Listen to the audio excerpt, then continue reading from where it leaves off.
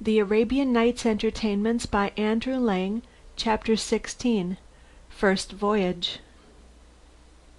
I had inherited considerable wealth from my parents, and being young and foolish I at first squandered it recklessly upon every kind of pleasure, but presently, finding that riches speedily take to themselves wings if managed as badly as I was managing mine, and remembering also that to be old and poor is misery indeed, I began to bethink me of how I could make the best of what still remained to me. I sold all my household goods by public auction, and joined a company of merchants who traded by sea, embarking with them at Balsora in a ship which we had fitted out between us. We set sail and took our course towards the East Indies by the Persian Gulf, having the coast of Persia upon our left hand, and upon our right the shores of Arabia Felix. I was at first much troubled by the uneasy motion of the vessel, but speedily recovered my health, and since that hour have been no more plagued by seasickness. From time to time we landed at various islands, where we sold or exchanged our merchandise, and one day, when the wind dropped suddenly, we found ourselves becalmed close to a small island like a green meadow, which only rose slightly above the surface of the water. Our sails were furled, and the captain gave permission to all who wished to land for a while and amuse themselves.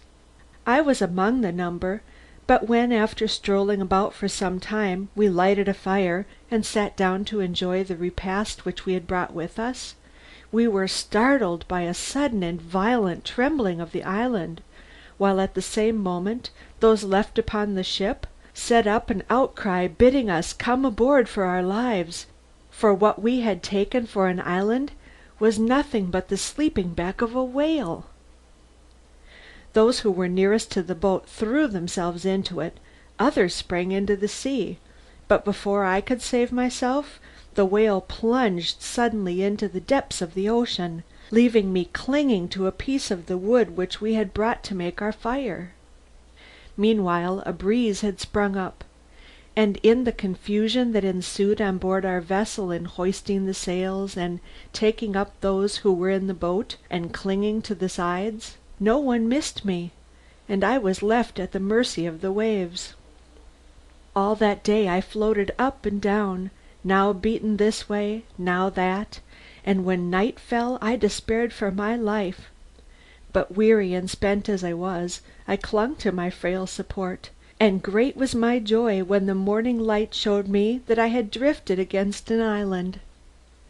The cliffs were high and steep, but luckily for me some tree roots protruded in places, and by their aid I climbed up at last and stretched myself upon the turf at the top, where I lay more dead than alive till the sun was high in the heavens. By that time I was very hungry, but after some searching I came upon some edible herbs and a spring of clear water, and much refreshed I set out to explore the island. Presently I reached a great plain where a grazing horse was tethered, and as I stood looking at it I heard voices talking apparently underground, and in a moment a man appeared who asked me how I came upon the island. I told him my adventures, and heard in return that he was one of the grooms of Mirage, the king of the island, and that each year they came to feed their master's horses in this plain. He took me to a cave where his companions were assembled, and when I had eaten of the food they set before me, they bade me think myself fortunate to have come upon them when I did, since they were going back to their master on the morrow, and without their aid I could certainly never have found my way to the inhabited part of the island. Early the next morning we accordingly set out, and when we reached the capital I was graciously received by the king, to whom I related my adventures, upon which he ordered that I should be cared for and provided with such things as I needed. Being a merchant I sought out men of my own profession, and particularly those who came from foreign countries, as I hoped in this way to hear news from Baghdad and find out some means of returning thither, for the capital was situated upon the seashore, and visited by vessels from all parts of the world. In the meantime I heard many curious things, and answered many questions concerning my own country, for I talked willingly with all who came to me. Also to while away the time of waiting I explored the little island named Castle, which belonged to King Mihrage, and which was supposed to be inhabited by a spirit named Daguile. Indeed, the sailors assured me that often at night the playing of timbrels could be heard upon it. However, I saw nothing strange upon my voyage, saving some fish that were 200 cubits long, but were fortunately more in dread of us than we were even of them, and fled from us if we did but strike upon a board to frighten them. Other fishes there were, only a cubit long, which had heads like owls. One day after my return, as I went down to the quay, I saw a ship which had just cast anchor and was discharging her cargo, while the merchants to whom it belonged were busily directing the removal of it to their warehouses. Drawing nearer, I presently noticed that my own name was marked upon some of the packages, and after having carefully examined them, I felt sure that they were indeed those which I had put on board our ship at Balsora. I then recognized the captain of the vessel, but as I was certain that he believed me to be dead, I went up to him and asked who owned the packages I was looking at. There was on board my ship, he replied, a merchant of Baghdad named Sinbad. One day he and several of my other passengers landed upon what we supposed to be an island, but which was really an enormous whale floating asleep upon the waves. No sooner did it feel upon its back the heat of the fire which had been kindled, than it plunged into the depths of the sea. Several of the people who were upon it perished in the waters, and among others this unlucky Sinbad. This merchandise is his, but I have resolved to dispose of it for the benefit of his family, if I should ever chance to meet them. "Captain," I said, "I am that Sinbad who you believe to be dead, and these are my possessions." When the captain heard these words he cried out in amazement, "Lack-a-day! And what is the world coming to? In these days there is not an honest man to be met with. Did I not with my own eyes see Sinbad drown, and now you have the audacity to tell me you are he? I should have taken you to be a just man, and yet for the sake of obtaining that which does not belong to you, you are ready to invent this horrible falsehood." "Have patience and do me the favor of hearing my story," said I. "Speak then," replied the captain. "I am all attention." So I told him of my escape and of the fortunate meeting with the king's grooms, and how kindly had I been received at the palace.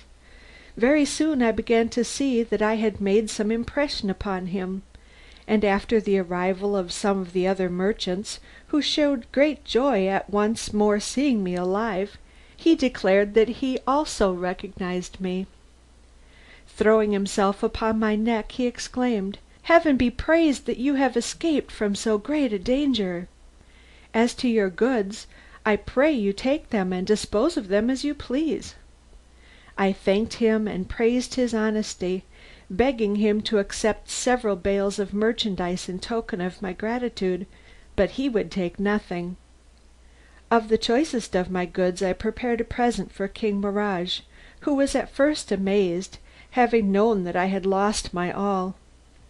However, when I had explained to him how my bales had been miraculously restored to me, he graciously accepted my gifts, and in return gave me many valuable things. I then took leave of him, and exchanging my merchandise for sandal and aloes wood, camphor, nutmegs, cloves, pepper and ginger, I embarked upon the same vessel, and traded so successfully upon our homeward voyage that I arrived in Balsora with about 100,000 sequins. My family received me with as much joy as I felt upon seeing them once more. I bought land and slaves, and built a great house in which I resolved to live happily, and in the enjoyment of all the pleasures of life to forget my past sufferings. Here Sinbad paused and commanded the musicians to play again, while the feasting continued until evening. Then the time came for the porter to depart. Sinbad gave him a purse containing 100 sequins, saying, "Take this, Hindbad, and go home, but tomorrow come again and you shall hear more of my adventures." The porter retired quite overcome by so much generosity, and you may imagine that he was well received at home, where his wife and children thanked their lucky stars that he had found such a benefactor. The next day Hindbad, dressed in his best, returned to the voyager's house, and was received with open arms. As soon as all the guests had arrived, the banquet began as before, and when they had feasted long and merrily, Sinbad addressed them thus: "My friends, I beg that you will give me your attention while I relate the adventures of my second voyage, which you will find even more astonishing than the first." End of the first voyage.